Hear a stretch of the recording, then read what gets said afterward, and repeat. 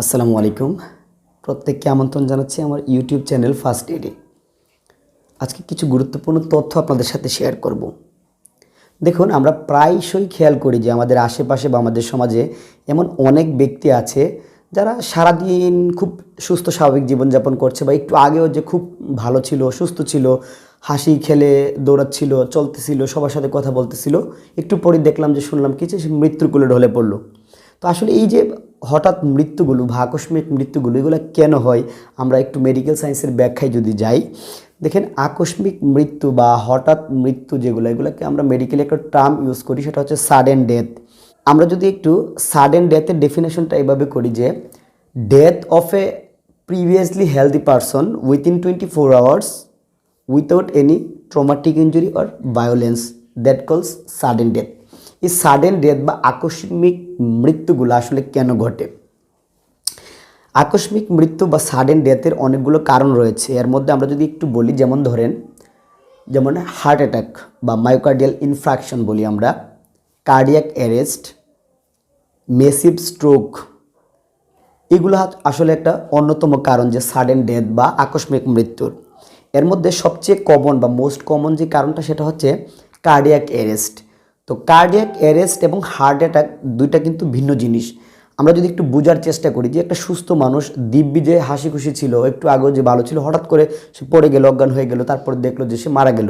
আসলে ব্যাপারটা কি? ব্যাপারটা হচ্ছে, আপনারা জানেন যে আমাদের বুকের বাঁ পাশে যে হার্ট থাকে 300 গ্রাম পরিমাণ বা এক মুষ্টি পরিমাণ, সে কন্টিনিউয়াসলি পাম্প করে যাচ্ছে, একটা বিট আছে তার। এই বিটটাকে আমরা বলি লাপডাপ লাপডাপ লাপডাপ, একটা রিদম বা ছন্দ থাকে। এই ছন্দটার যখন পতন হয় বা এরিদমিয়া হয়, ইরিগুলার বিট দিয়ে হয়, খুব বেশি অথবা খুব কম, এই যে ইলেকট্রিক্যাল ইম্পালস যায় এই হার্টের ভিতরে, যার ফলে সে বিটটা তৈরি করে, এই বিটটা তখন বন্ধ হয়ে যায়, অর্থাৎ হার্ট পাম্প বন্ধ হয়ে যায়। যদি কারো হার্ট পাম্প বন্ধ হয়ে যায়, তাহলে হার্ট থেকে মস্তিষ্ক থেকে শুরু করে সারা শরীরের প্রতিটি অর্গানে রক্ত পৌঁছতে পারে না। যদি রক্ত না পৌঁছতে পারে, আলটিমেটলি রক্তের মাধ্যমে অক্সিজেন এবং নিউট্রিশন পৌঁছতে পারে না।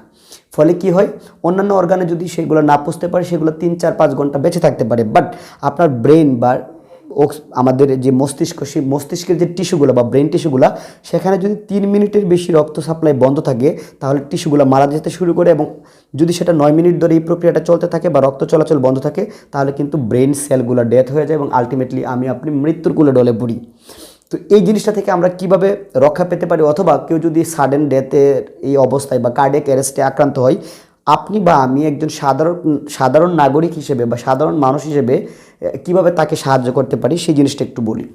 এই জন্য যে জিনিসটা করতে হবে, আপনি বুঝতে হবে, যখন কেউ হঠাৎ করে, সুস্থ ব্যক্তি, আগে কোনো অসুস্থতা ছিল না, হঠাৎ করে পড়ে গেল বা হঠাৎ করে সে অজ্ঞান হয়ে গেল, আপনি তার পালসটা একটু চেক করবেন। যদি কার্ডিয়াক রিদমটা থাকে বা ছন্দটা থাকে, হার্টবিট থাকে, তাহলে কিন্তু সে যত অজ্ঞানী হোক, তার পালস আমরা হাতের এদিকে আমাদের রেডিয়াল আর্টারিতে রেডিয়াল পালস দেখি, ব্রাকিয়াল পালস দেখি, আমাদের যে ক্যারোটিড পালস দেখি, এই জিনিসগুলো আমরা দেখি। অজ্ঞান হলে কিন্তু এগুলো চলবে, ঠিক আছে। কিন্তু যদি কার্ডিয়াক অ্যারেস্ট হয়, হার্টটা যদি বন্ধ হয়ে যায়, তাহলে কিন্তু এই পালসগুলো পাবেন না, শ্বাস প্রশ্বাসটা বন্ধ হয়ে যাবে। এবং এই যে আর্টারিটা, আমাদের ক্যারোটিড আর্টারি, এই ক্যারোটিড আর্টারিতে যদি আমরা ফিল করার চেষ্টা করি, দেখব যে এখানে যে বিট দেওয়ার কথা, পালসেশন, অর্থাৎ সেই পালসটা বন্ধ থাকার কারণে আমাদের মস্তিষ্কে কিন্তু অক্সিজেন বা রক্ত পৌঁছে নাই। এই জিনিসটা 2 থেকে 3 মিনিটের মধ্যেই কিন্তু আপনাকে এই কাজটা করতে হবে। কী কাজ করতে হবে সেটাকে আমরা বলি বেসিক লাইফ সাপোর্ট, BLS। অর্থাৎ আমরা একটা টার্ম বলি যে সিপিআর সম্পর্কে অনেকেই জানেন, যেটাকে বলা হয় কার্ডিও পালমোনারি রিসাসিটেশন। অর্থাৎ কার্ডিও মানে হচ্ছে হার্ট, পালমোনারি মানে হচ্ছে ফুসফুস, রিসাসিটেশন মানে হচ্ছে পুনরুজ্জীবিত করা বা পুনরুদ্ধার করা। অর্থাৎ আপনার হার্ট বন্ধ থাকার কারণে যেহেতু ব্রেনে অক্সিজেন এবং নিউট্রিশন পৌঁছতেছে না, ফলে কি হবে, ব্রেন যেহেতু সেলগুলো ক্ষতি হচ্ছে, ফলে কি হবে, সে কিন্তু তার সেন্সেশন দিতে পারতেছে না, ব্রেন থেকে সিগন্যাল দিতে পারতেছে না, ফলে শ্বাস প্রশ্বাস বন্ধ হয়ে যাবে এবং রোগী তার রক্ত চলাচল বন্ধ থাকার কারণে সে আস্তে আস্তে কিন্তু মৃত্যুর কোলে ঢলে পড়বে। তো আপনি যদি 2 থেকে 3 মিনিটের মধ্যে, এই যে আমরা বললাম সিপিআর, এই সিপিআরটা কীভাবে করা লাগে, আমরা আমাদের দুইটা ব্রেস্টের মাঝখানে যে জায়গাটা, এখানে একটা হাড় থাকে, জাইফয়েড প্রসেস, এখান থেকে বাঁ দিকে আমরা একটা পদ্ধতি আপনাদেরকে শেখাবো, সেটাকে বলা হয় যে সিপিআর। এই সিপিআর পদ্ধতিতে কী করতে হয়, দুইটা হাত একসাথে লক করে হার্ট যেখান থেকে সেই পজিশনে প্রতি সেকেন্ডে 2 বার করে, অর্থাৎ মিনিটে 100 থেকে 120 বার আমরা যদি পাম্প করি, এবং প্রতিটা 30 বার পাম্প দেওয়ার পর আমরা দুইটা করে মুখে শ্বাস দেব, নাকটা এভাবে ধরে মুখে শ্বাস দেব। তাহলে কি হবে, বাতাসটা অক্সিজেনটা তার ফুসফুসে ঢুকে যাবে, ফুসফুস থেকে সেটা ব্রেনে নিয়ে যাবে।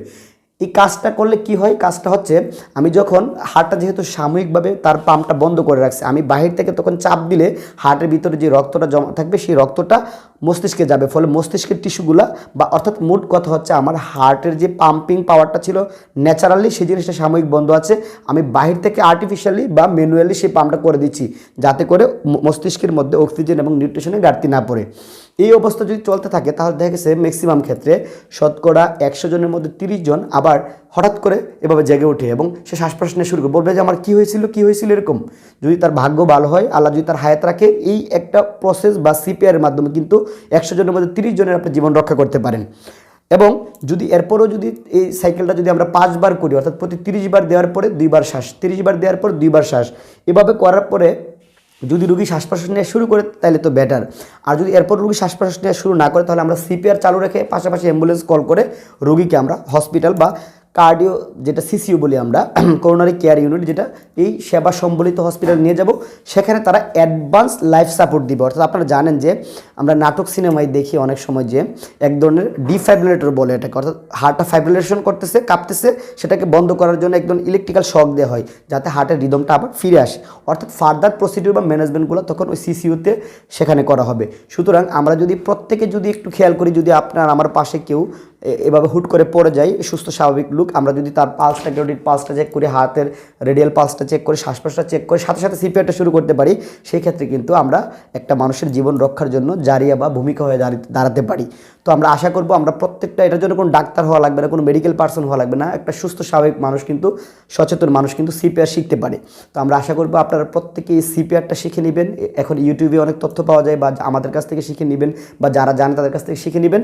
হয়তো আপনার এই সিপিআরের মাধ্যমে আপনার পরিবারের কোনো প্রিয় মানুষ বাঁচানোর ভূমিকা হয়ে বা কারণ হয়ে আপনি দাঁড়াতে পারেন।